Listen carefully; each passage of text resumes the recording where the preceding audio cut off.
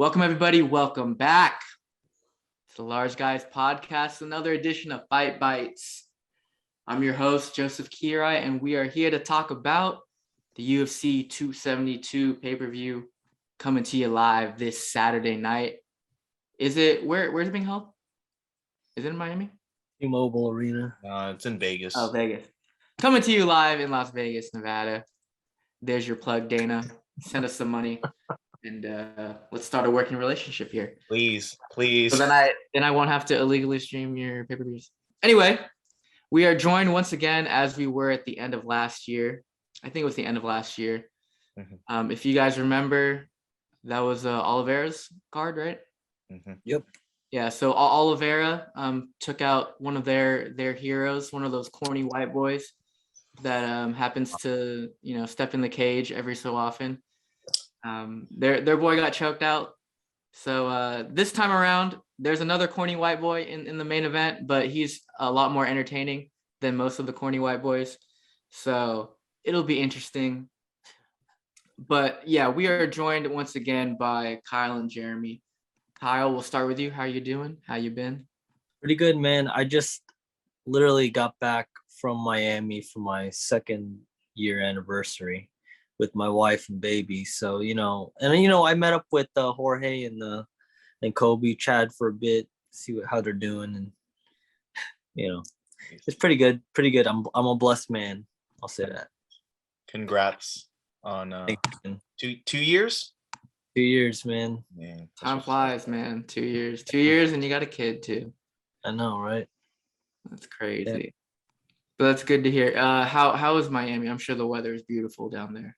Oh yeah, it was great, man. It was weather was nice, real crowded. Their traffic is horrible. I think it's worse in Houston. It's worse in Houston here, actually. It's because they only have like 2-lane freeways, man. That's whack. Oh yeah. God. Honestly, that is an East Coast thing. Like anywhere I've been on the East Coast, 3 lanes is the most I've seen on the freeway. It's kind of wild. Yeah. It was wild. Like most of just the time, like a 20-minute, like a 2-mile trip should have took forever, man. That's like crazy. Or if I had to go to Little Havana, it took me about 40 minutes to get there. That's the worst. And that's about a 10-mile trip. So could be wrong, but yeah. Yeah, it's your cigar fix. Oh yeah, I smoked a lot of cigars. There you go. Yeah, it's I gotta admit, I went to this one cigar place like 3 times, and the guy, it's funny because I was wearing the same shirt every time. I was wearing a Hawaiian shirt that I would just take off and on at the beach, but I would go to the same cigar shop. He started recognizing me. He's like, "Hey, you, yeah, you're back again." I'm like, "Yeah, I'm back again." And I let's just say I ended up spending too much money over there. Nice. Shout out to Little Havana Cuban Cigar Factory. So there you go. Yeah, if y'all want to send us some money too, because we plugged you guys. Yeah, we can start some. All right, Jeremy, how you doing? How you been? I know you just came back from your workout, so yes, still training. Sammy's Muay Thai. I got the hoodie on. Represent. Hey man, if Sammy wants to come on the pod, man. Honestly, he'd be down. Like, hey, next time you're in Houston, drop in and I'll introduce y'all. Let's do it. I'll be home for the rodeo, I think in like 2-3 weeks. Okay, you got to drop in for a class too, though. Hey, if you drop in, Joseph, you drop it, dude. You better keep this on the recording.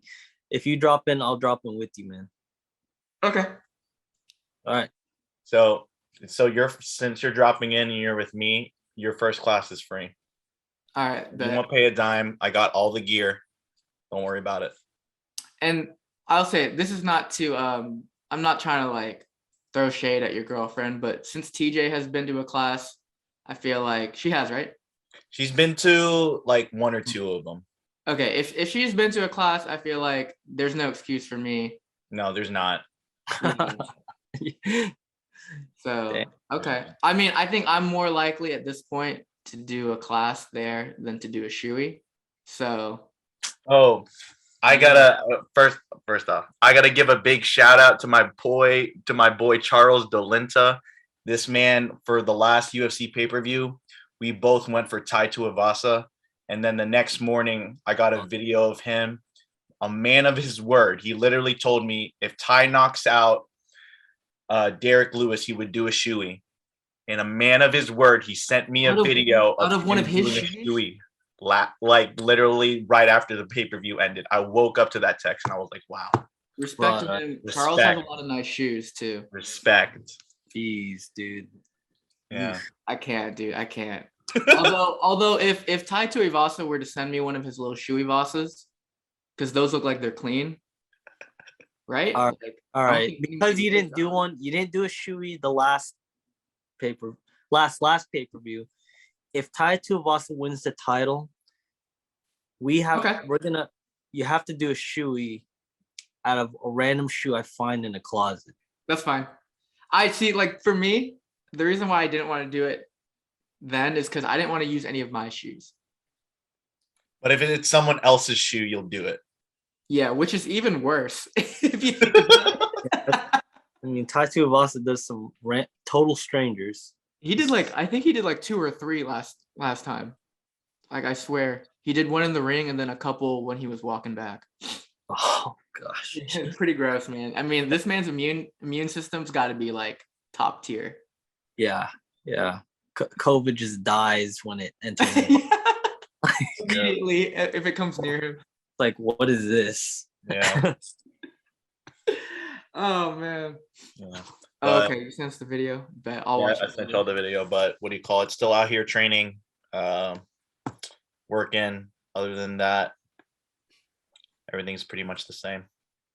Bet. All right. Well, let's just hop into it. That was I have fake teeth now. So you got veneers? Oh yeah. Nice. You have veneers. My left front tooth, I was holding pads for one of the amateur fighters, and it was a mixture of him not holding back and me being like super tired and lazy. And I basically got elbowed in the face and it chipped my left front tooth. They had to extract it. So my left front tooth is now fake. So it's pretty good though. I can't tell. So this is actually still a temporary. Oh. Okay. Yeah, they haven't put the real one in. I get the real one in 2 weeks. Wow. I think I would have to be really up close to like really notice it. Yeah. That's what a lot of people are saying. So I'm just like, okay, cool. We're good. My dentist is doing a good job. Shout out to Dr. Bashore. Wear a mouth guard, guys, even when you're holding pads, depending on how good you are.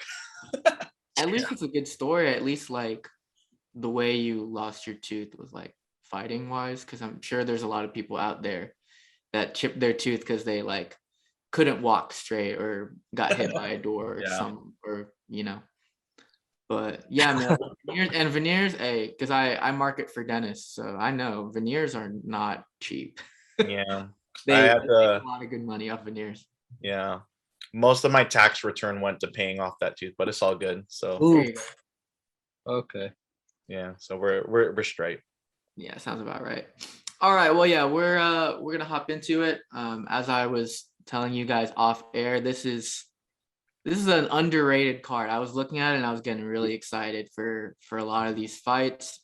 I was telling Kyle that there are some names in like the prelims, early prelims that I actually do recognize.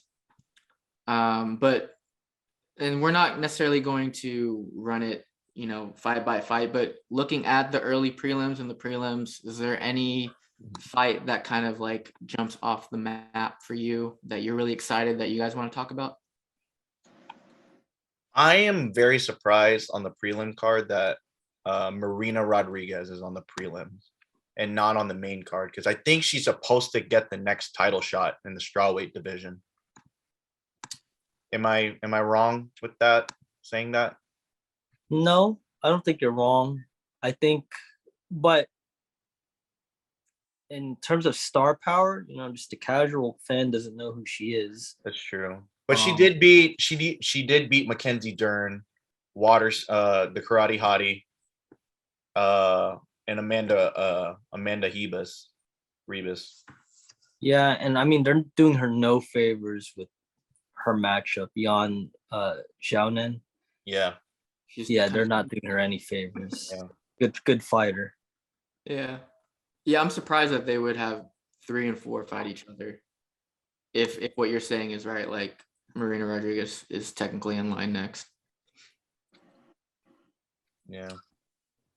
And then isn't Giannis coming off a loss, right, against Carla? I believe so. I'm pretty sure she's coming off that, so it'll be interesting. That's an underrated fight. I think that really should have been like at least on the main card, but yeah, I agree, but I mean, I guess like you could have put the heavyweight fight from the main card and just replace that with their fight. It would have made sense, but again, this is a non-title UFC card, so I think they needed to just pack this with a lot of matchups, and not all matchups, even if they're great, are gonna make that card. That's true. Like one I'm surprised is on the early prelims is Umar Nurmagomedov versus Brian Kelleher. Ooh, that's gonna be a good fight. You got undefeated Umar versus Brian Kelleher, who's good veteran, good fighter, good power. Obviously we all know who the UFC is like looking at to win. Who they, especially with the record of 13-0. Yeah. They're looking for Umar to really shine in this one. Yeah, that'll be interesting. Tough dude. Yeah, because Brian's got a pretty long career. He's had like 36 fights. Yeah, it's over 30 for sure. Yeah. Let me see. Yeah, he's got 36. 36. Right? Holy yeah, 24 and 12. So that's like more than double the amount of fights that Umar has. But I mean, is Umar training out of AKA, or is he doing all his stuff in Dagestan? I wouldn't be surprised if he is doing it AKA, especially if it's in the US. I mean, I always thought those guys, they came to America weeks prior to the fight just to get prepared in America. Mm-hmm. I always assume they don't ever come straight from Eastern Europe all the way over here. So yeah. And then you got Tagir Ulanbekov, which another good fighter. Yeah. Fighting Tim Elliott, former Tim Elliott. Yeah, wild man, like wild fighter. If you ever watch Tim Elliott fight, sometimes you'd be like, what the hell is he doing? Yeah. But Tagir 14-1, they're looking to build his name up too. So that's another one. Man, it's like they're pushing these veterans out the door almost. They're like, hey. Pretty much. They're kind of just feeding them to the young lions at this point. Yeah, but you know what? It's a good opportunity for these young guys and these I guess I hate to say gatekeepers, but these guys that are in that gatekeeper status to still remain relevant in the sport. Yeah. And I think for divisions like the featherweight and the flyweight, like you really do need some fresh blood in both of those divisions, because it's like you have the champ and then a couple contenders at the top that are just going to stay there. And then there's that weird middle where it's like, a lot of like gatekeeper types or like up and comers, but at some point, somebody's got to step up. So I think especially for the flyweights, even more than the featherweights for sure. Yeah, flyweights struggling. I mean, they're talking about doing that fourth rematch with Moreno and Biggie. Yeah. I mean, I'm about it. See, that's the thing. Like, but bro, it's like, how many times can you fight the same? Yeah, that's true. But who like yeah, I get who's gonna step up to challenge, but man, yeah, I think that's always been a struggle with flyweight, is that they've always needed people to have that star power. Yeah. And it seemed like Brandon Moreno had the perfect trajectory, because he's very relatable. He can speak English. He can market himself well. He's likable. So, but then he lost. So Yeah, tough, man. I was very heartbroken for him, and it's not like he had a horrible fight or anything. It's just No. so sharp, and he had revenge on his mind. It was tough. All right, so I guess we should just hop into the main card. We got 5 fights here. First one is a heavyweight bout. This is the one where you look at it and you're like, really? Like main card? But hey, it is what it is. Greg Hardy is a name that casuals would know, I guess. Or football fans, whatever. Yeah. You're a Cowboy fan. Me? Nah, I'm good. I'm not delusional. But yeah, how do you say the other guy's name? Sergey Spivac. There you go. So it is a heavyweight bout. Sergey Spivac versus Greg Hardy. Spivac is a slight favorite. As he should. He should be. He should be. He should be. I don't really know much about Spivac, so I'll let you guys talk about this one. Sergey Spivac does have a win against Tai Tuivasa. Ooh. Yeah. Greg Hardy's got Greg Hardy went to sleep. He's on and he went to sleep bad. Right, yeah, he's on a 2-fight losing streak right now. And I really hate predicting heavyweight fight. Yeah, I'll always say because it's kind of like Derek Lewis and Tai Tuivasa. Derek Lewis should have been the favorite, and he was the favorite. But then what happened? He got caught. It's heavyweights, like they can get away with just throwing, and I want to say Sergey should be the favorite. Yep. But Greg Hardy also can hit really hard. Mm-hmm.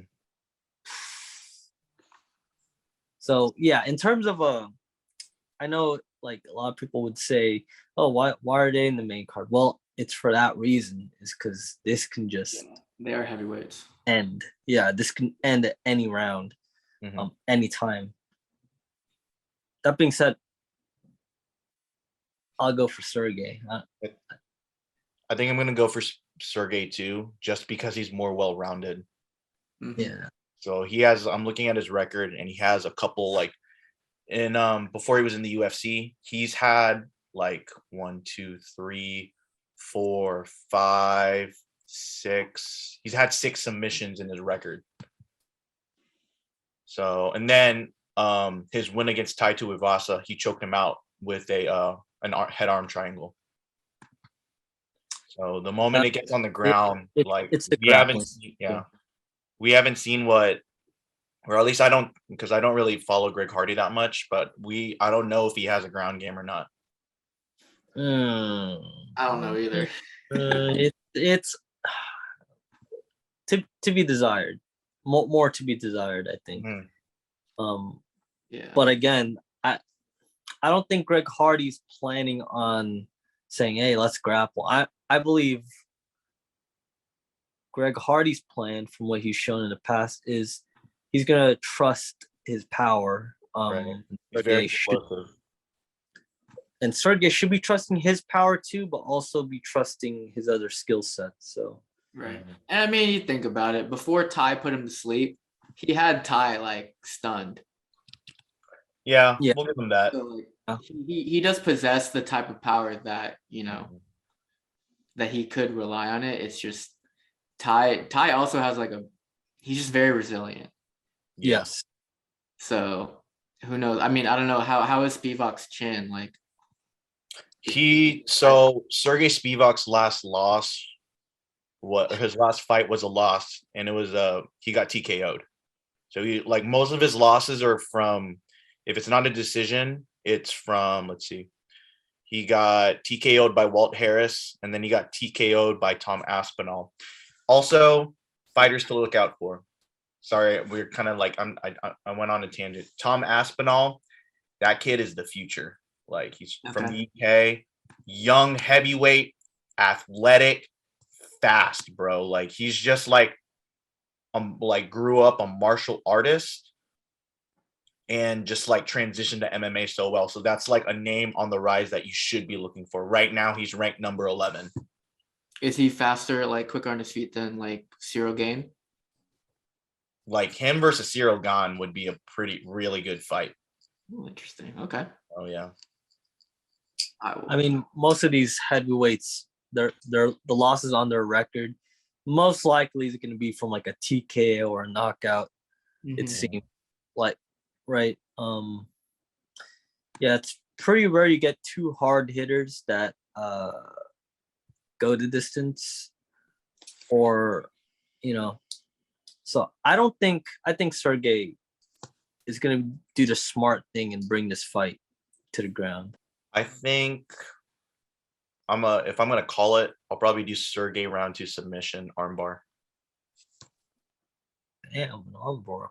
Shit. All right. I'll do arm triangle. That's the safest bet. All right. I'll give you $10, Jeremy, if you get some by armbar. Okay, fair. All right, $10 on that. But if you get some, we'll put $10 on that. Yeah. All right. I'm gonna say. Greg Hardy, dude, for I'm gonna say for the controversy. Yeah, I'm gonna He's say. Gonna do it for the Dallas Cowboys. I'm gonna say this. Kyle, you said that with the heavyweights and in a match like this, at any point, this could end at any point, right? And it's a good way to start off the main card. It's gets the fans energized. But you know what? Now this is gonna be a technical fight. This is going the distance, and I got Greg Hardy by split decision. Ooh, that's safe. Okay. Greg Hardy split decision. Such a lame. This is gonna be the chess match of the ages. Yeah, they're gonna look at this fight years from now and study it. No, yeah, yeah. At both of your gyms, people are going to be talking about this in about 10 years. The up and coming fighters are going to be studying film of Spivac and Hardy. Oh my gosh! And they're going to remember, like, man, remember that clinic, that grappling clinic that Greg Hardy put. Wow, man. Greg the Grappler Hardy, man. I heard that's going to be his new name. Wow. Hey, this is why I'm here. This is why I'm part of this show here. I'm here for the road less traveled. Okay. All right, so we are going to move on to the next fight in the main card. It's a welterweight bout. We got Big Mouth Kevin Holland making his welterweight debut, I believe, and he's taking on Alex Oliveira, somebody who's kind of been a staple in the welterweight division, I believe. Mm-hmm. This is going to be an interesting one. I guess Kevin Holland is listed as number 14 ranked in welterweight, so he retained a ranking, I guess, because he was ranked in middleweight, correct? Yeah, he was ranked middleweight. Yeah, so he comes in with a ranking already. He is favored minus 280. Again, not by a whole lot, but he's favored in this match. Do you think the move down to welterweight for somebody like Kevin Holland, because he is like a more wiry type build, do you think this helps him or this might hurt him? I thought he should have done it a while back, to be honest, but his power was pretty good. Like his skill set was pretty good at middleweight, except when they exposed that he can't grapple to save life. Mm-hmm. That happened twice, I believe, like his last two fights. Yeah. And this is a good matchup. Alex Oliveira likes to stand. Mm-hmm. So, and Alex Oliveira again is at that age where he's kind of in the twilight, where he's on his way out. So it gives Kevin Holland a chance to show his skills at a lighter weight class. But I don't think the weight's gonna kill him. If you ever hear his interview on Joe Rogan's podcast, Kevin Holland, his coach, he doesn't seem like the most disciplined kind of guy. So it seemed to me like the reason he never made welterweight is because he just didn't want to. Yeah. Yeah, I'm pretty sure he was like not even like really on a strict diet He wasn't. before any of his fights. Like even He during straight fight up, week. on the podcast with Joe Rogan, he straight up is like, "Yo, I would be craving peanut butter, and I would literally be eating it from the jar or something like that." And it's like, damn, dude. Hey man, it's all good. He's a Texas kid, so it's like Yeah. still gotta root for him anyway. How do you guys see this fight going? Let's make I some. think if I'm gonna call it, I'll probably go Kevin unanimous. I'm gonna agree with Kyle that Alex Oliveira is kind of on his way out. He's on a 3-fight skid right now, and like he's had like 36 fights. So I really think that if he loses this fight, I feel like the UFC will cut him. Yeah. Wow, Alex Oliveira's only 34 years old. Yeah, which is interesting. So like he's been fighting for like a long ass time. Yeah. He started really, really young. I mean, he's Brazilian, so Yeah. I feel like they all start fighting at like 12 years old or something like that. Yeah. Yeah. Man, I got Kevin Holland. I think he finishes him. Real okay. I think he TKOs him. Man, I'm just wondering if Alex Oliveira is gonna try to grapple. I don't know. I feel like he won't, because out of his last 3 losses, 2 of them were from submission. And Alex Oliveira actually has decent Muay Thai.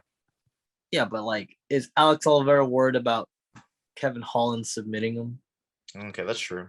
It's true, yeah.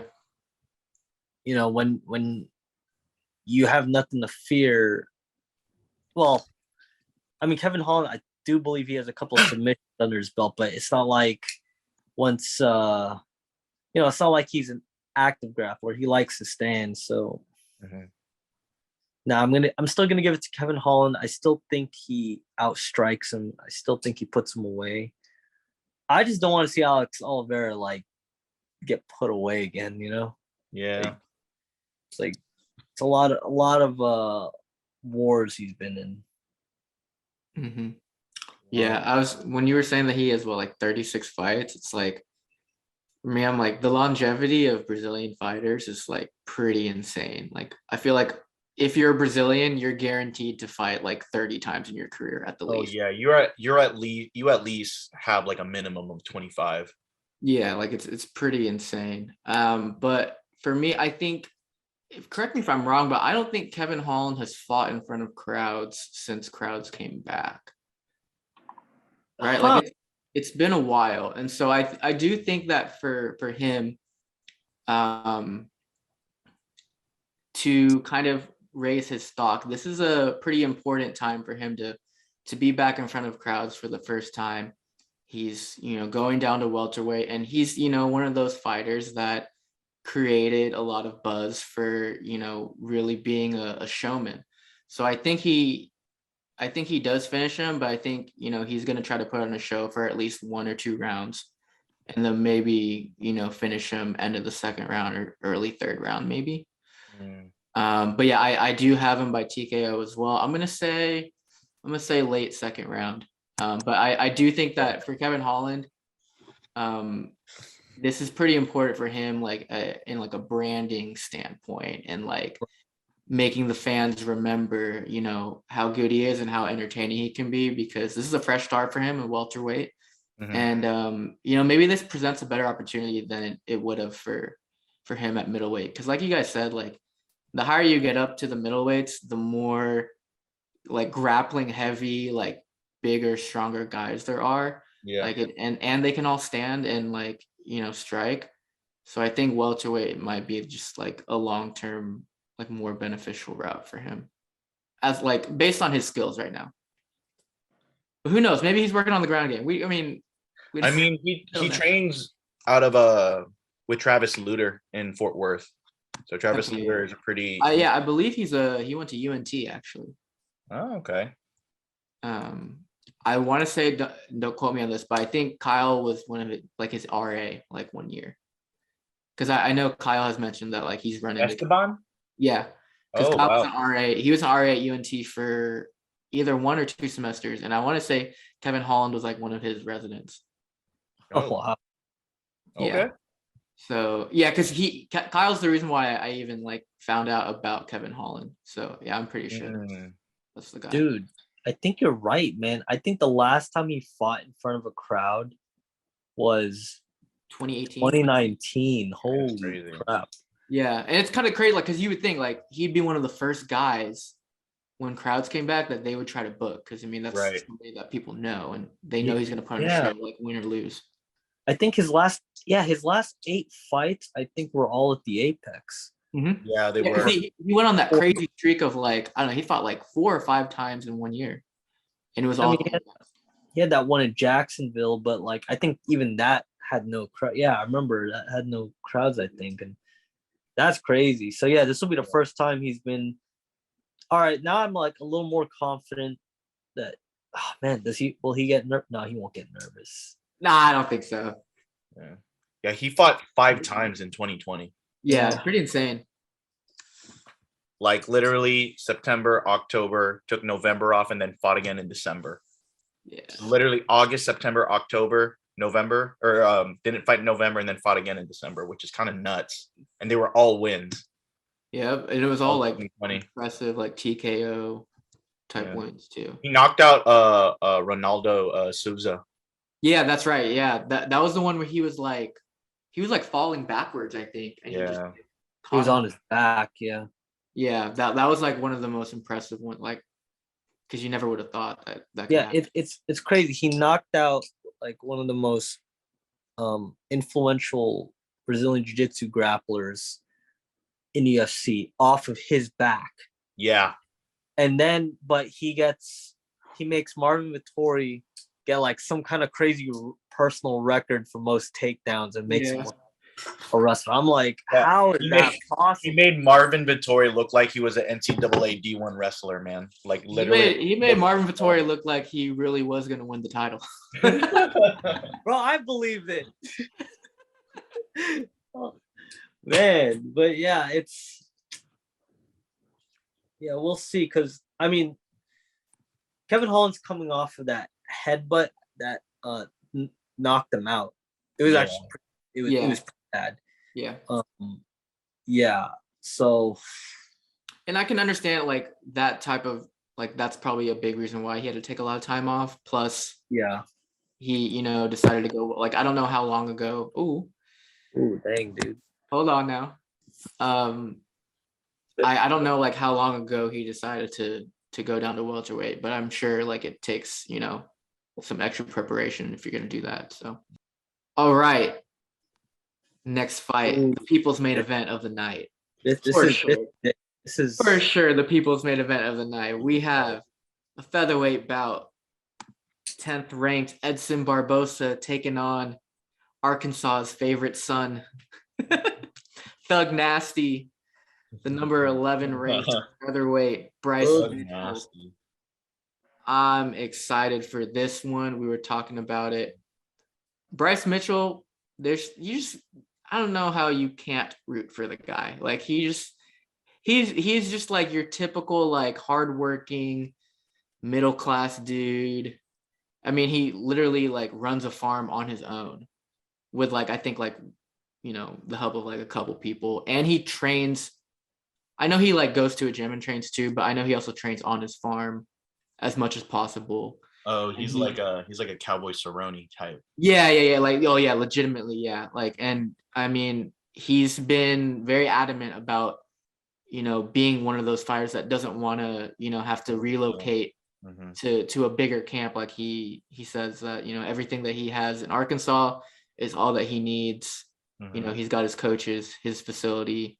Hopefully he has good training partners, because like that only works when you have good training partners and people come to you. That's how like Cowboy Cerrone is able to train.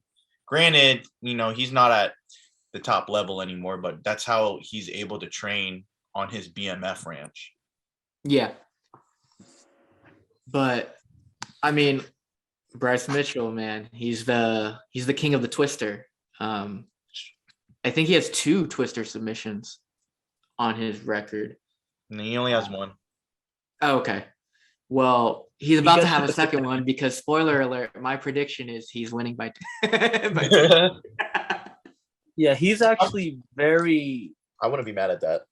very proficient at getting into the position. Yeah.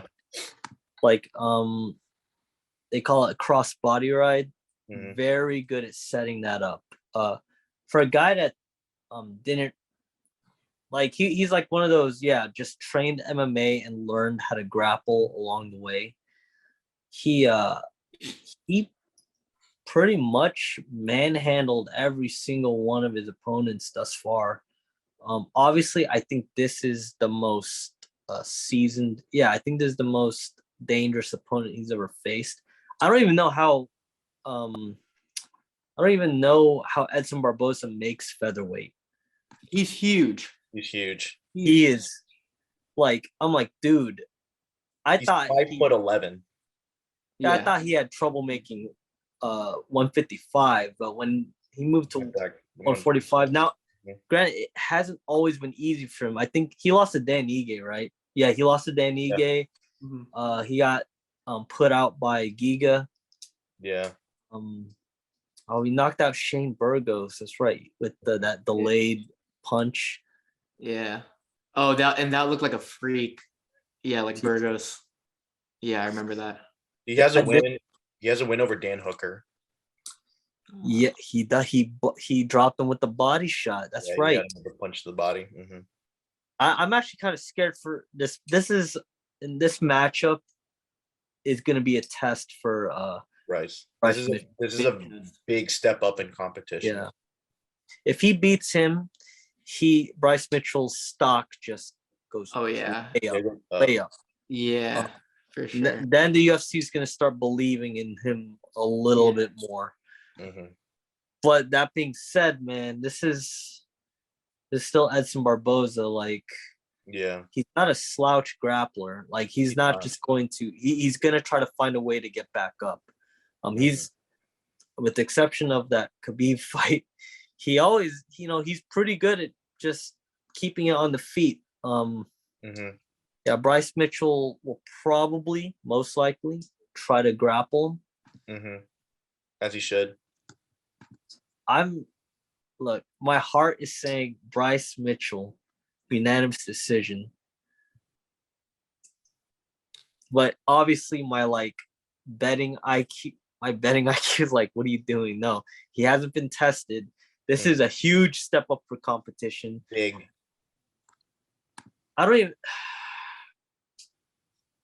Damn. So what is Barboza's number 10? So Bryce Mitchell's trying to break into the top 10. Yeah, he gets in the top 10 with this fight. Oh, he's 11. That's right. All right, I'm gonna go Bryce Mitchell because everything he stands for. Everything he stands for, I stand for. So let's go Bryce Mitchell, rear naked choke. Ooh. Third round. Interesting. Third round, rear naked choke. I already know what you're gonna choose, Jeremy. You're gonna choose Muay Thai boy. Muay Thai boy. I mean, you're not wrong. I am very impressed by. I'm looking at Bryce Mitchell's record, like 14-0. Like literally, his first 8 fights were all submissions, which is very impressive. Because I would think that Edson is like, with him being in the game for so long, he would have a black belt, but apparently he still just has a brown belt in Brazilian Jiu-Jitsu.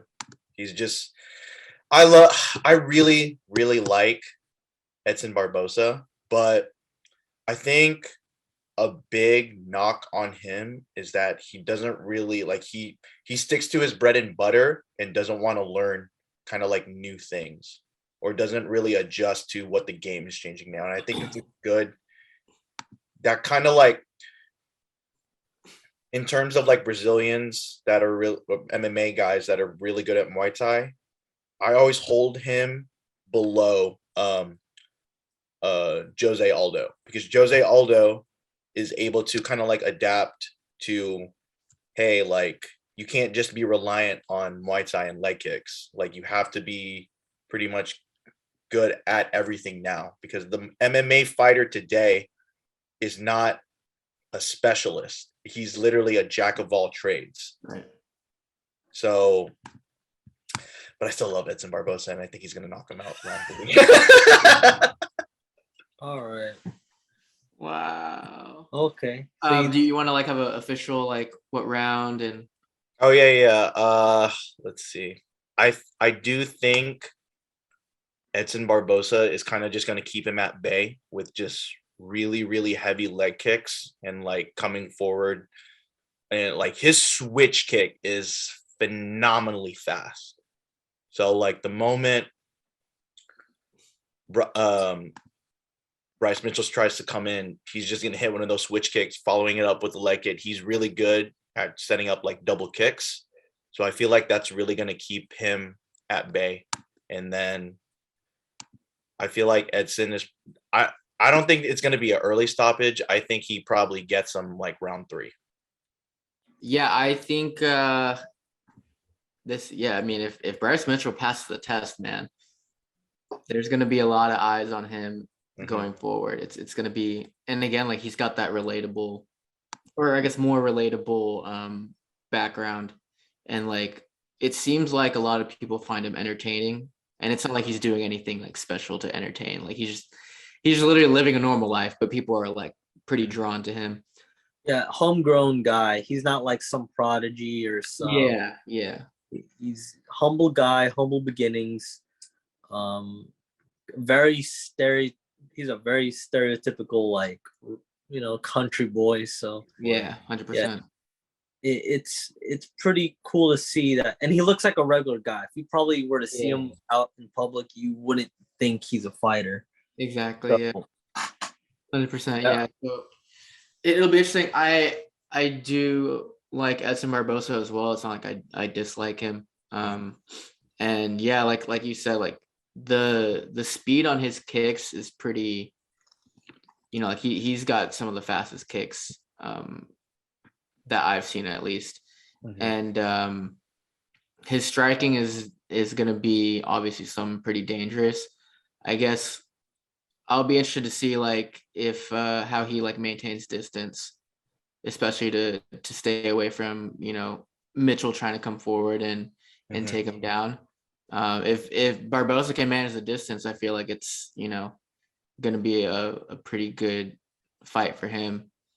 But I'm going to go with Mitchell just because I'm biased. That's fair. And I mean, in the little like lead up video package that they had, Bryce Mitchell said that apparently in Vegas Saturday night, there's a forecast of a twister coming to Vegas that night. So I got a Bryce Mitchell twister right out the gate, first round. All right. Give me about a minute, and then twister. Bryce Mitchell gives me Matt Hughes 2.0 vibes. Okay, yeah, that's a good person to be. Matt Hughes 2.0 vibes. Okay, I like it. And NWO Matt Hughes. I like it. Yeah, man. He's really good at that, setting up that cross body ride position.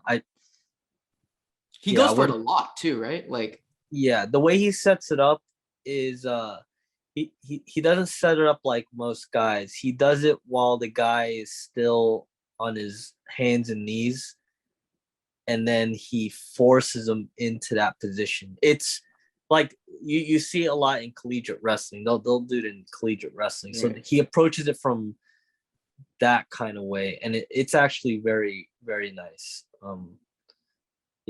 As a grappler, it's a good study. So yeah, I hope we do see a twister, because me too. You don't see a lot of them in the UFC unless how many zombie. Have there been? Two. Just 2. Okay. Yeah. So it's even more rare than like a Darce choke? Yeah. Yeah. Oh yeah. Crazy. Yeah. Because like you can hit a Darce like pretty easily. off of like certain positions. Like Yeah. for a twister, you got to be in a almost in a specific position to hit it. Okay. And you're literally only controlling one of the guy's hips. Like, Yeah. or with the rear naked choke, you put both hooks in, you control both their hips. But with the twister, you're controlling one hip and going for the diagonal shoulder line. Yeah, So, right. Like you're having them go opposite. yeah. So the control is, because if you lose the position, you essentially lost like the back. Right. And they can just get up. Yeah, or they can turn into you, and Full guard. it could be a mess. So yeah, exactly. So the fact that he's able to do that level of control, when you watch it, his level of control is very good. He studied very well on how to maintain control over his opponents in that position for a long period of time. And he's figured out how to strike from there, which I like too. Even if he's not getting the twister, he's throwing elbows at your ribs. Yeah. He's doing all the things he needs to do offensively to make it a position where his opponent really has to either suffer or work hard to get out. So yeah. So yeah, shoot, I hope you see a twister. And if the possibilities of it like gets me really excited. Like I dude, really you're convincing me, dude. You're convincing me. Like I'm about to see a twister. And then Jeremy said you do a shoey if there's a twister, right? I'll do a shoey whenever JQ does his shoey that he owes us first. Oh, yeah, that's true. That's true. All right. Joseph, if Bryce Mitchell hits a twister, you have to do a shoey off of my cup. No, you have to do since he's a country boy. Since he's a country boy, you have to do a shoey out of a boot. Out of a boot. That's worse than a gross, shoe. Man. You have to do. Hey, since Daniel's a country boy, you have to do a shoey out of one of his cowboy boots. Daniel's boot. Daniel seems like one of the more clean people, so I actually wouldn't. Yeah, out of the rest of us in Houston, yeah. Yeah, like out of all of our friends, Daniel's shoes probably have the least bacteria in them. I don't know. There's something about him. It's the holy water, I think. Yeah, it's gotta be. It's gotta be. All right. We're gonna move on to the co-main lightweight bout. Rafael dos Santos, RDA, taking on not Fiziev, or however you say his name, but he's taking on Renato Moicano. Woo! Moicano, where's he? Like, what's his rank? Is he ranked? I believe he is. No, he's not ranked. He's not ranked. This should get him into the rankings. Was he ranked at some point? I feel like. Yeah, I think when he was, yeah, because he beat Calvin Kattar and who else? Cub Swanson. I think he might have been ranked at that point until he lost to Jose Aldo. Mm-hmm.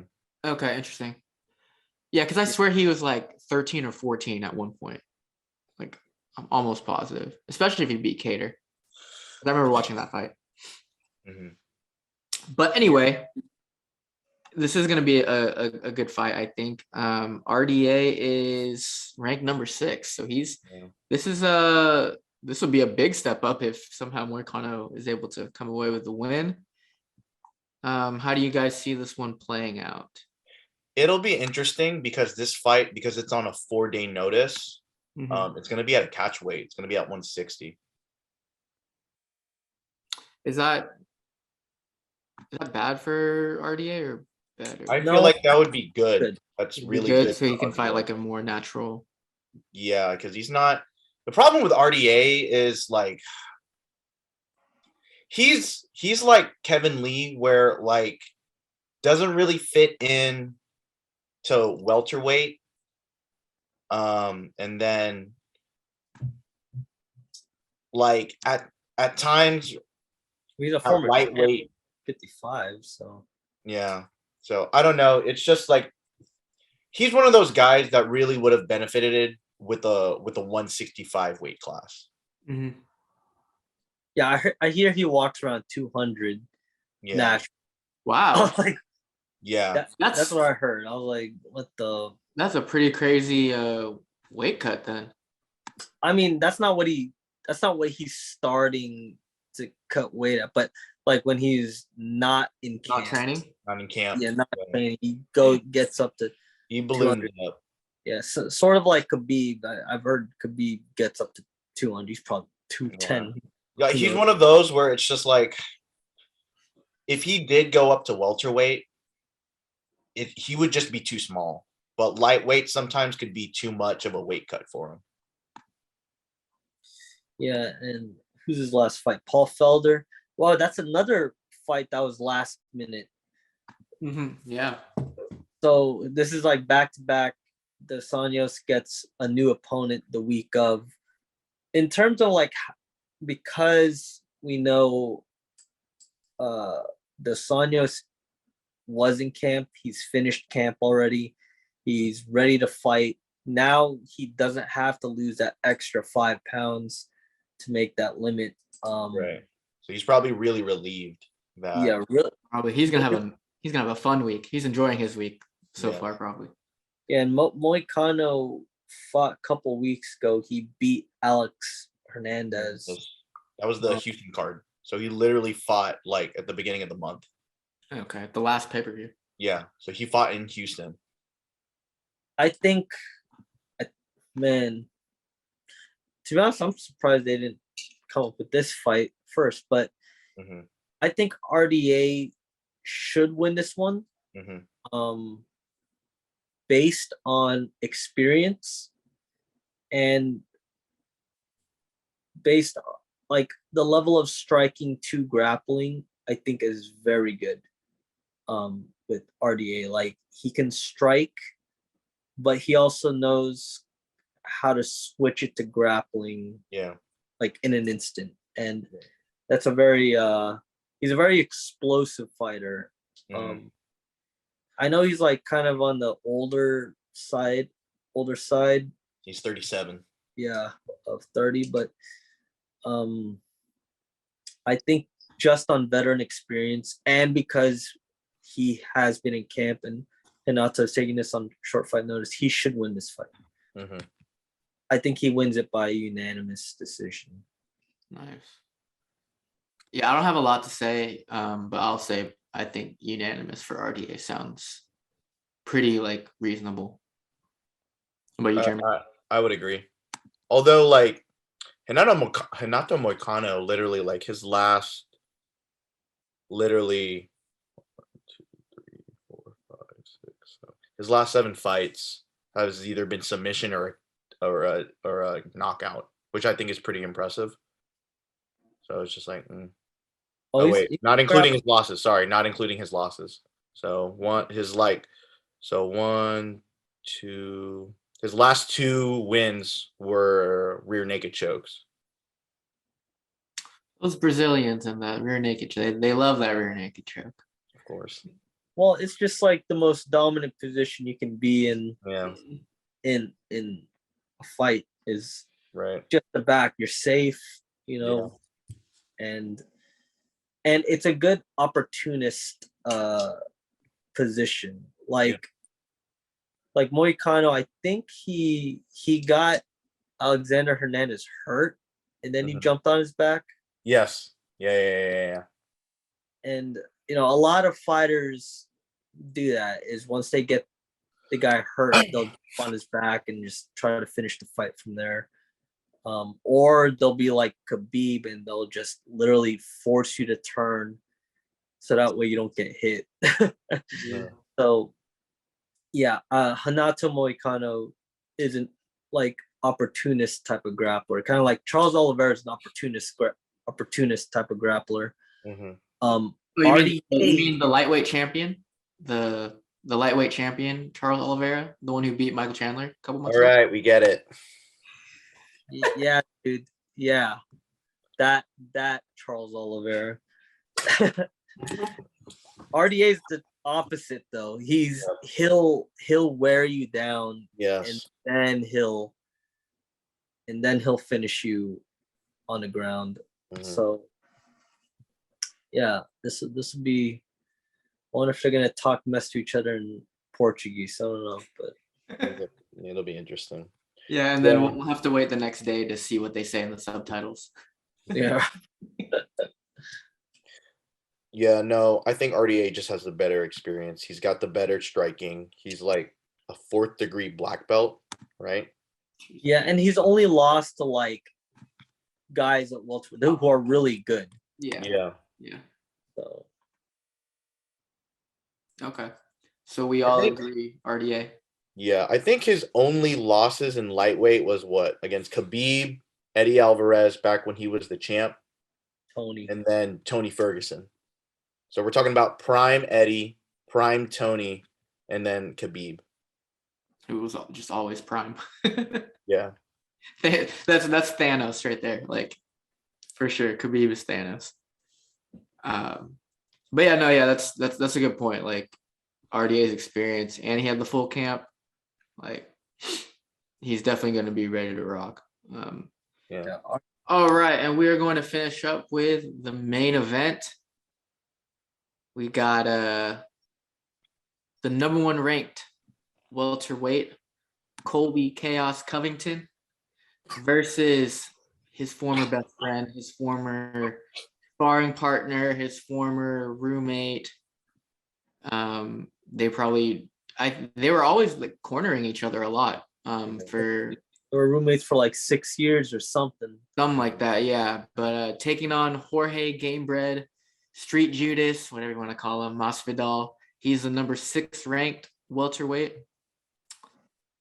This is the classic friend to foe type of story here.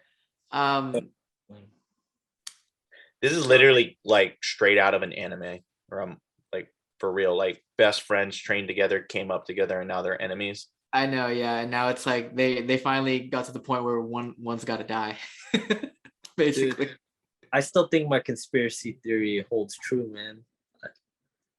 I think, and honestly, like as we were talking about it, like, because for those who may be listening and don't know like the full story, as the story goes, you know, Covington and Masvidal kind of came into ATT around the same time, or I guess Masvidal was there like maybe like a little bit before, and so they kind of just became friends, started sparring and training together, and after a while, Covington wanted to work on his striking.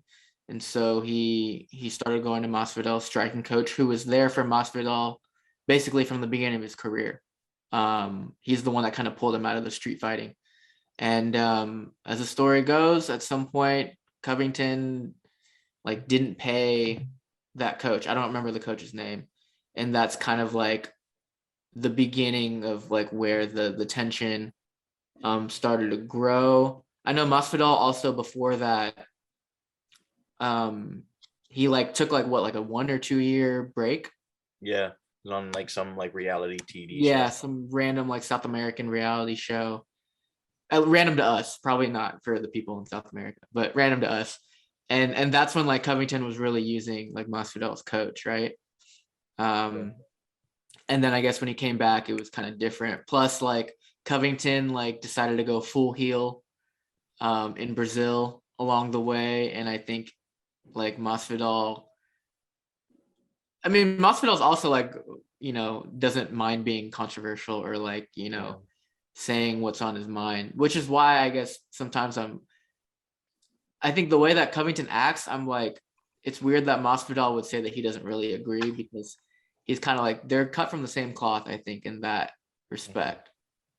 I guess they go about it a different ways, but they're both pretty like outspoken, and try to, you know, like sell the fights. Like they try to sell fights, and they do their best to do it. But anyway, so there's a lot of tension here. This is years in the making. I want to say like at least, you know, 2-3 years in the making. And it's finally come to the point where this is, you know, the biggest fight for both of them as of right now, especially for Masvidal, because he's not going back to the title picture anytime soon. And Colby is, you know, lost to Usman twice now. So he kind of needs something big, and he needs a win, another big win too. So I'll start with you, Kyle. How are you feeling about this fight? I think this is a great matchup for Kobe Covington. Man, okay. So even though when I say that, it's like we act like Jorge Masvidal hasn't spent hours and hours of training time with Kobe Covington. He knows the game plan. He knows, what Kobe Covington can do. If you watch Genghis Khan films, I think that was the documentary series that followed Jorge's early career in the UFC.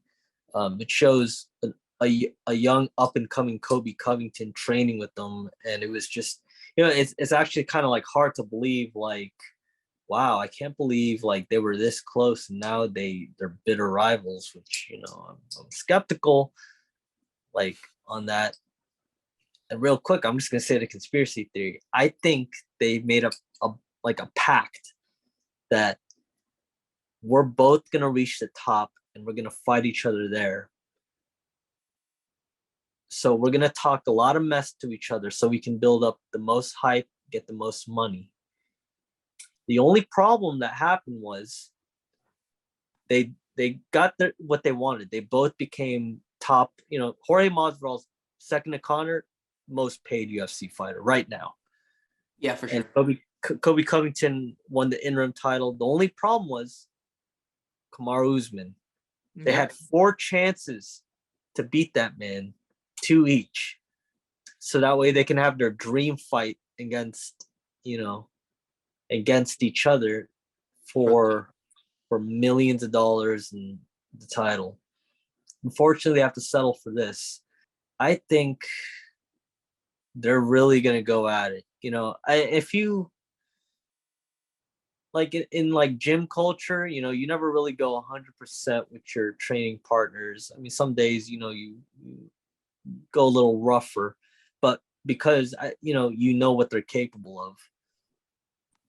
I think this is going to be like one of those fights where they're not holding back, and because they're friends, or whether they're still friends or they're bitter rivals, it's going to be like, because they know each other, I think it's going to be one of those barn burners. However, I think Kobe will use his wrestling. So I got Kobe Covington, unanimous decision. Ooh. Masvidal, because I want to say, man, he can finish him, but Jorge's pretty good at defending submissions. Yeah. Kobe doesn't have the power on the feet. Jorge does, but I think Kobe knows that. So I think Kobe's just gonna dive against the fence, take him down over and over again, put that pace he's known for on Jorge. Yeah. I think Colby has what I call kind of like that Diaz, the Diaz brothers like gas tank. It's like when he throws a lot of volume, but the volume is not like, if like you got your hands down, you're gonna get knocked out. But if you're defending yourself, it's more annoying than anything else, and it scores points. And I think Colby has the better gas tank, and he's just constantly gonna just get, if he doesn't get if he doesn't get Jorge to the ground, he's gonna push him to the fence, clinch with him, a lot of dirty boxing, a lot of resetting, going back to it, and it's just gonna be really annoying and really, really frustrating for Jorge. And I do agree. Kyle, you said Colby unanimous. Yeah. I'm gonna be honest. I think, because I'm the kind of person that believes that the way Jorge is, his power, like first two rounds, you got to kind of just have your head on a swivel. But as rounds 3, 4, and 5 come on, it's kind of just like the threat is there, but the danger is not as imminent as in the first 2 rounds. I feel like his power kind of just wanes with each round. And I'm gonna be completely honest, like I really think Colby's gonna choke him out. I think I'm gonna go submission round 4. Yeah, I think and this is actually like my honest opinion. Like I'm not like because honestly between both of these two, like I don't really favor one over the other. But I actually do think that this is an interesting one because if the beef really is like, you know, what they say it is, it does seem that Colby is coming from like a place of like more pettiness, and Jorge is kind of coming from more of like loyalty to like his people, like his Right. guys. Yeah. And so I do think that emotionally, like Colby seems to be a little bit more unstable than Jorge is. Like Jorge actually looks a lot more composed like within like the last couple weeks, like whenever you see like the interviews and stuff like that and he talks about the fight, like he seems pretty calm about it. And I mean that obviously like it when they step into the cage, it's you know, it's different. Yeah. It's totally different, but it does seem like going into it, he has like a little bit more of a calm about him, and that kind of gives me a little bit of like more confidence in him going into it. So I actually think that Jorge might knock him out. And that's like not even like me trying to like rib you guys or like make a joke. Like I actually think that it could be like, I'm gonna say second round TKO. I'm not counting that out. Yeah, that's what I'm saying is there's always that threat of yeah, but Kobe is resilient though, huh? Yeah, He is. Kobe He is. has more of a. I feel like he has more of a chin than Jorge. To me, Yeah, and I mean, yeah, like if you Wow, dude gets knocked one time and you all just start questioning his chin. Jorge. I mean, but yeah, but I do agree. Like Colby, I mean, the Usman first fight broke his jaw, and he was still standing, and you know, and fighting.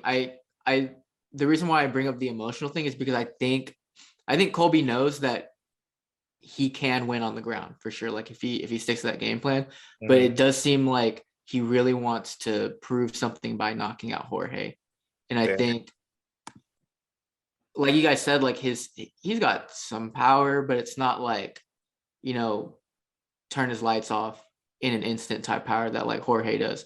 And so I think like he might, you know, like once he gets in the cage, maybe he won't stick to the game plan and try to like, you know, at least the first round or two, really try to like stand with him and try to go for that knockout.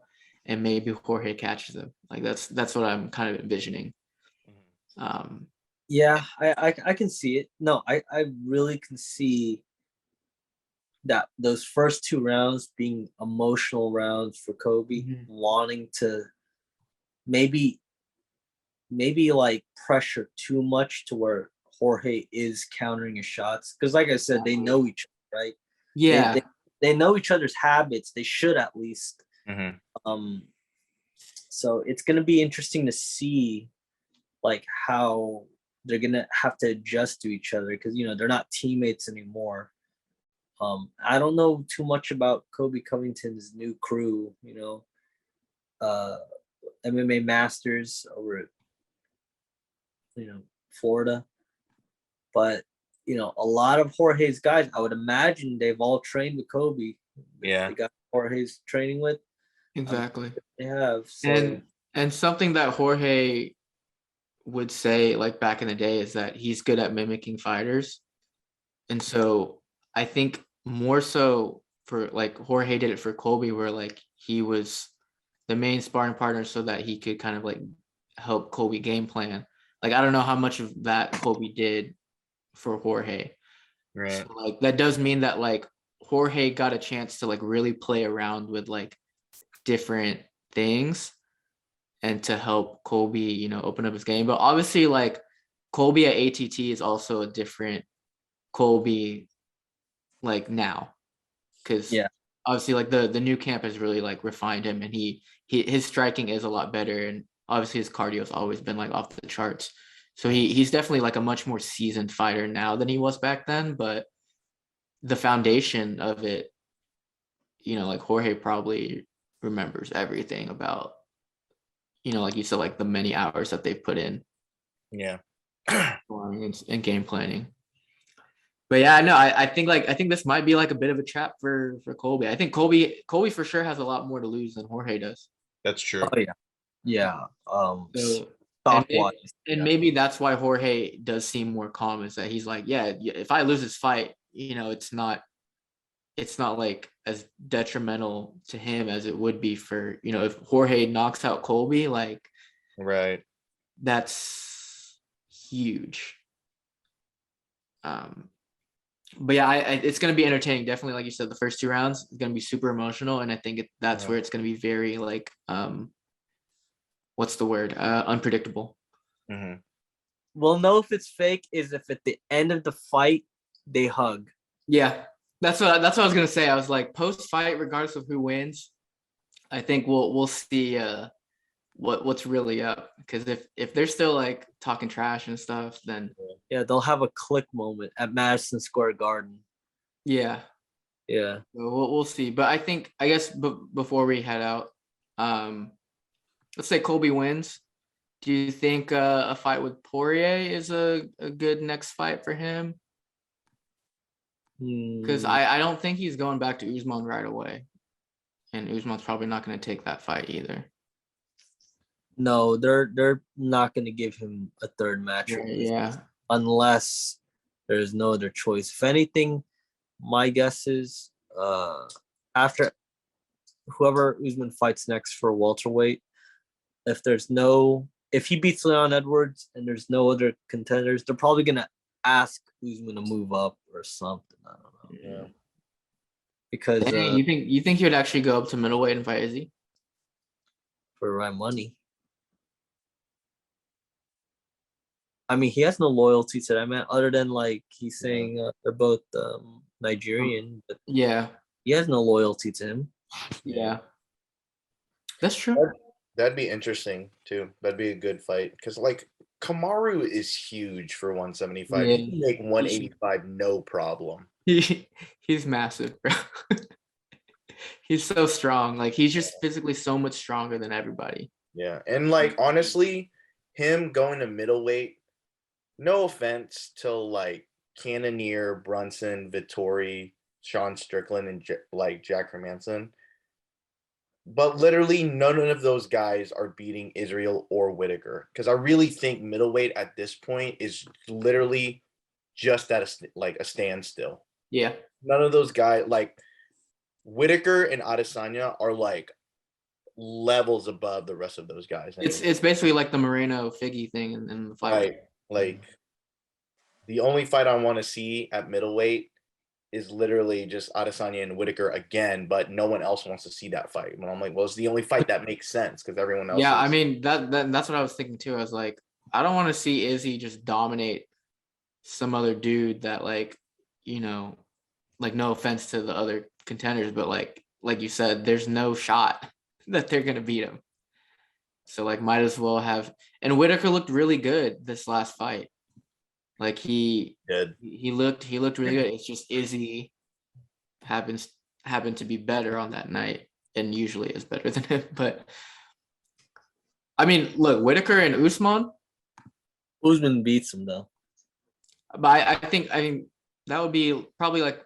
Do you think they would make Usman do that, or like have to do like one fight before? I think if he went up, I think Izzy and Usman would be a huge event. Yeah. Like, again, I mean, Usman said he would never fight. He would never fight. Champ. Yeah, but he did say he would do it for the right money. Yeah. True, and if by that time they could fight in Africa as like the co-main, and then Francis is the main event. Nah, see, Francis would be co-main event at this point, right? I don't know. They've all said that Francis is the main event. between the three of them. Just I 'cause mean, yeah, I guess he's the real spectacle, right? yeah, So yeah, like especially if he Usman- fights John Jones. yeah, right. Yeah, I What a think card. Usman for the right money would fight Izzy, and Kobe would obviously they would do Kobe versus someone if Kobe wins. Kobe needs to win this fight, but Yeah, as of right now, yeah, Kobe is in a weird spot.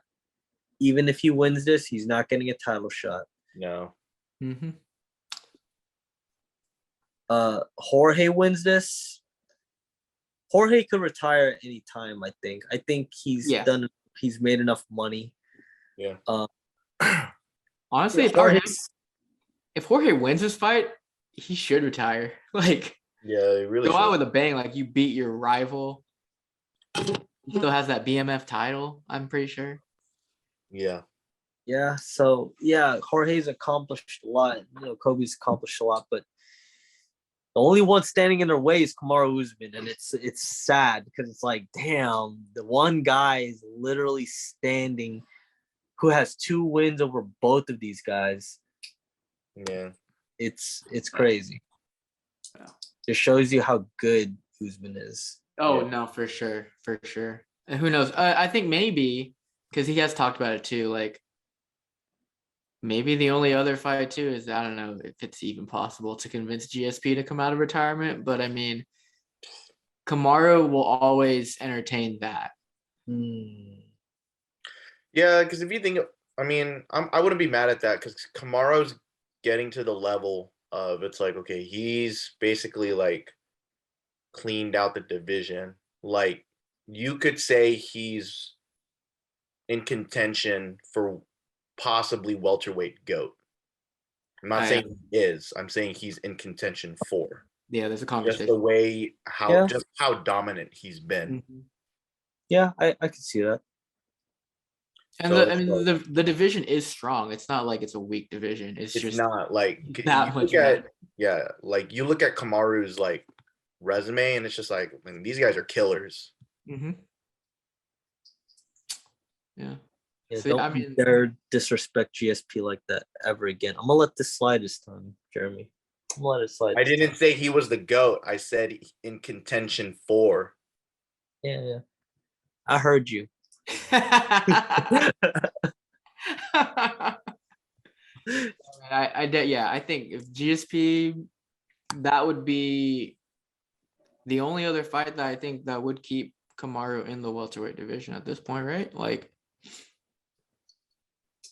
I mean, he did say if he would have skipped middleweight, gone straight to light heavyweight, if Izzy, was still in middleweight. Yeah, I was like, okay, bro, that's some big boys. Yeah, that's a little different. Yeah. All right, so I think that'll wrap us up. Again, just to really appreciate you guys for coming on. I'll give you guys a chance to, plug some stuff. We'll start with you, Kyle. Is there anything? I don't know if you want to plug like social media or plug your gym again as you did last time. Yes, sir.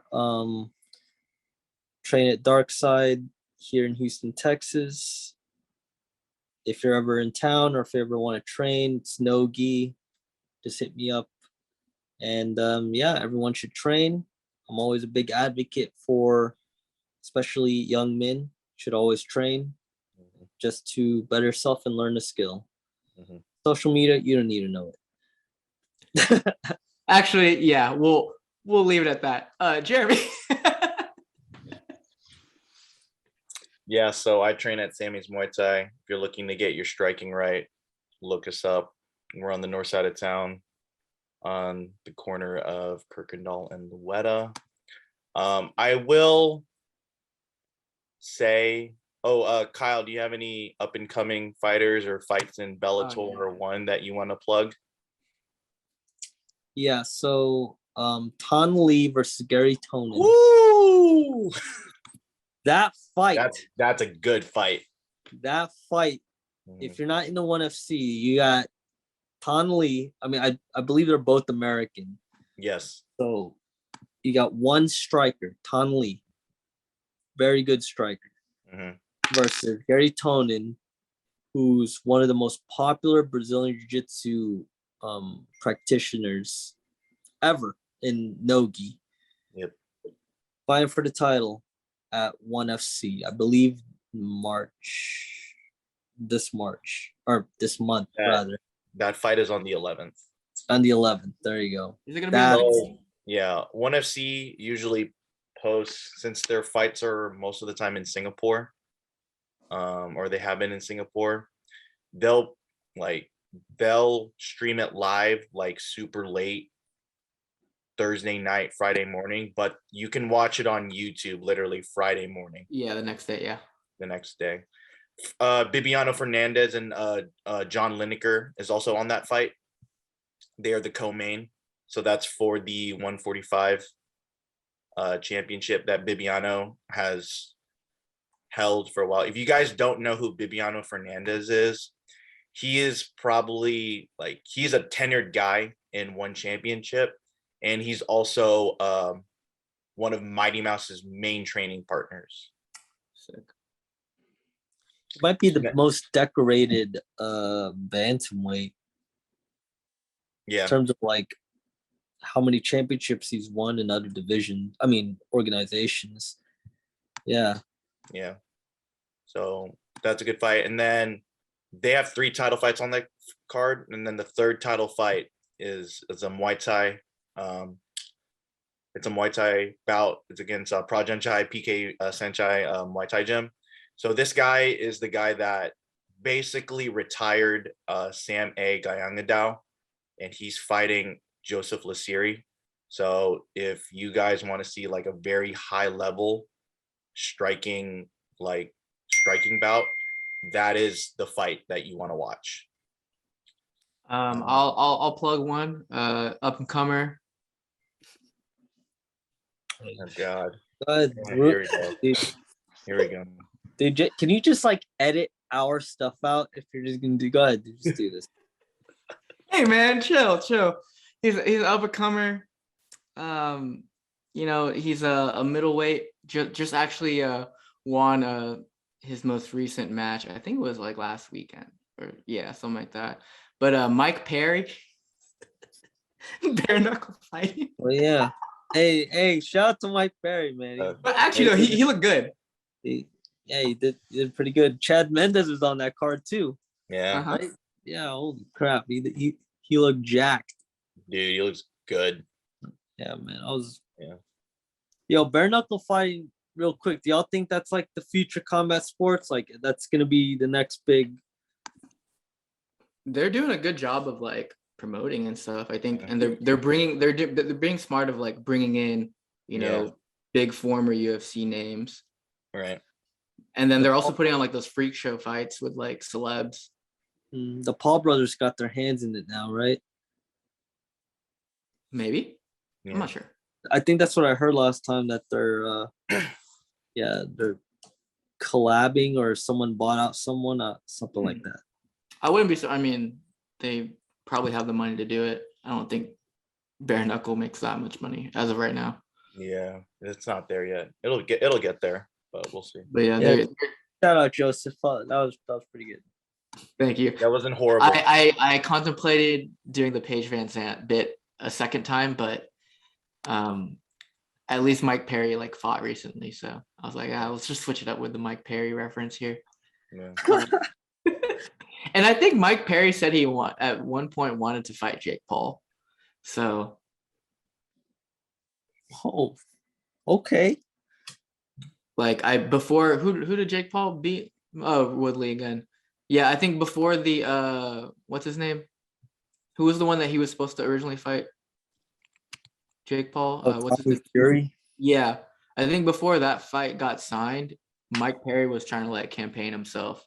Oh, right. Yeah. To get in, and that was even before he signed with bare knuckle. So I don't know. That'd be interesting. But we're not going to talk about Jake Paul in this pocket. We're not going to. Anyway, again, wait, I'm not done plugging. Yeah. Okay, yeah. Keep plugging. All right. So the next event for ONE after that the Tan Lee and Gary Tonin card is the fight between Rod Tang and DJ. And I'm looking at the card, and they have, on top of the fight with DJ and Rod Tang, they have literally 6 more title fights on top of that. So 2 of them are Muay Thai, 1's kickboxing, and then 2 of them are MMA.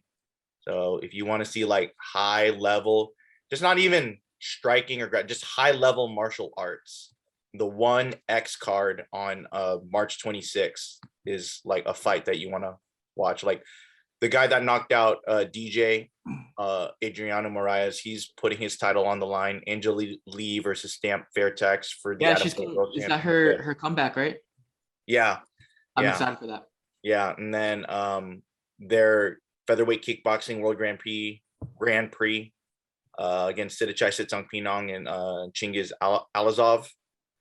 Captain Petyandi Academy is putting his kickboxing championship title on the line. And Nikki Holskin is going to be fighting on that card. Like it'll be this Nango Gayongadao is going to be fighting on that card. It's just going to be a stacked card. Wow, So, dude, you got Shinya Aoki versus Sexyama. Oh, they do? What? That's crazy. And if you don't know who Sexyama is, then you can Google that yourself. But Shinya Aoki, one of my big influences. So yeah. Dang, this card is really stacked. But man, what is this, like Independence Day for Singapore? What is this? I don't know, but this is just They have tough fights. Yeah. Like how about this? Maybe we do like a post 1 FC show. I wouldn't mind. I wouldn't mind doing that. Because I'm sure there's gonna be some insane finishes. Yeah, that's a stack card. And you know what? They don't test, bro. They don't test. Oh, they don't? They don't test. No. So you could, dude, we gonna see some like jacked people. Some jacked people doing crazy finishes. That's what we're gonna see. So you know what? I'm down. We could do a post. You know, show some love outside the UFC to the other MMA. Exactly. I do want to plug one more thing. I'm so sorry. I'm taking a long time to this. This is so on the March 10th to the 13th, the U.S. Muay Thai Federation is holding a international world game qualifier. And if you guys aren't familiar with the USMF or IFMA, they are basically the sanctioning bodies that are trying to get Muay Thai. It's already been approved by the Olympics. They're trying to get, they were the 2 organizations that was trying to get Muay Thai into the Olympics, which they did succeed in. And they've been hosting ever since like the 90s, late 80s, early 90s. They've been hosting kind of like world games and qualifiers. And it's basically the top Muay Thai competitors from each nation comes in for a big tournament.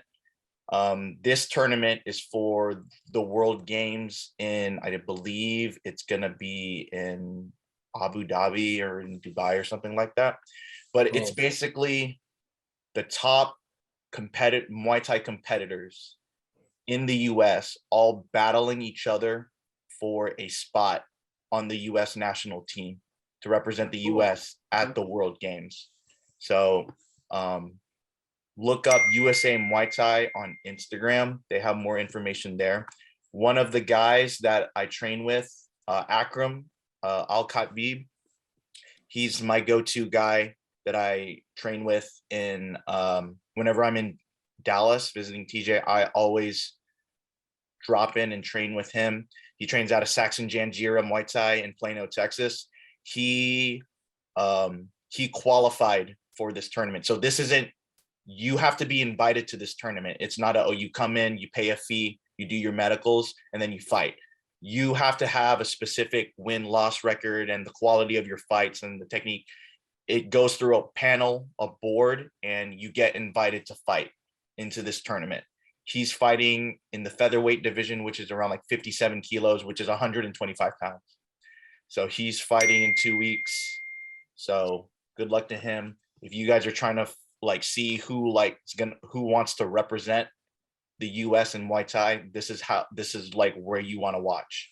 A lot of good US Muay Thai competitors got their start at IFMA. My coaches, Sam Mongonia and Jen Guerrero, they blew up on IFMA. They've represented the US at IFMA twice. Janet Todd, Jackie Boontown also represented the US in IFMA. Asa Ten Pao, who's actually qualified for this tournament. So the crazy thing about IFMA is that they allow people that are pro fighters and amateur fighters to fight in this tournament because they really just want the best best of the best.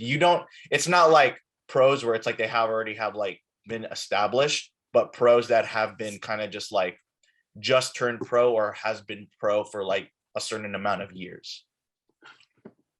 So that's going to be on March 10th to the 13th, and it's a tournament.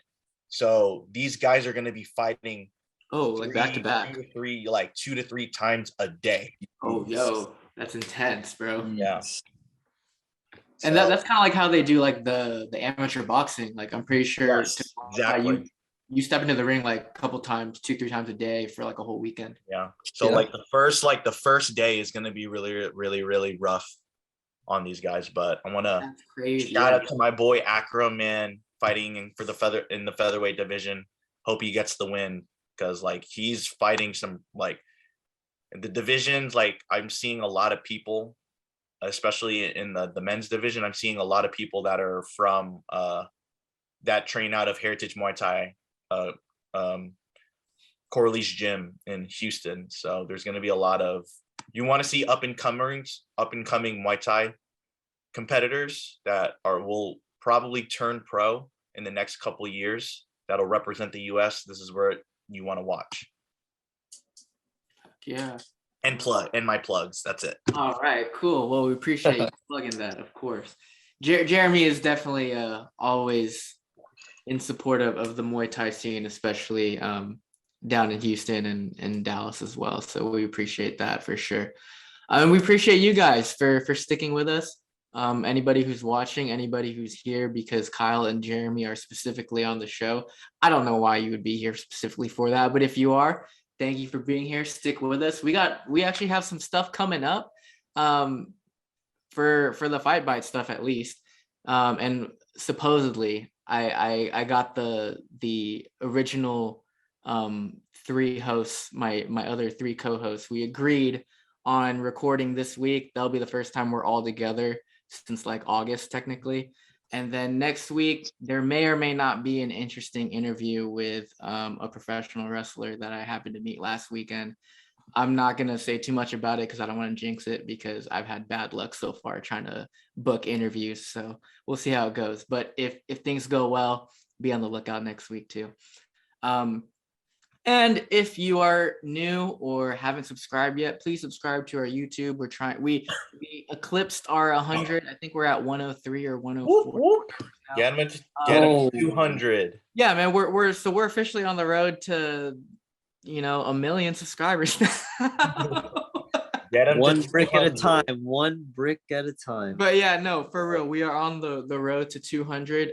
We have to figure out a time for Kyle to put Pal in a triangle choke, but that is going to happen eventually.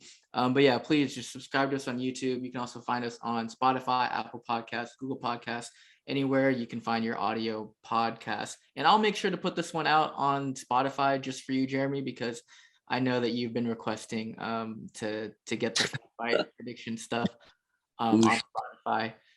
So I'll do that for you this time around. Yes. And yeah, you guys can also find us on Instagram and Twitter at LargeGuysPod. So yeah, you can just keep up to date with us on anything we've got going on this week, next week, and moving forward. Thank you guys so much for being here with us. We'll see you guys next time. Check out the shows we have coming up. Until then, peace out. God bless. Peace. Go train. Go train.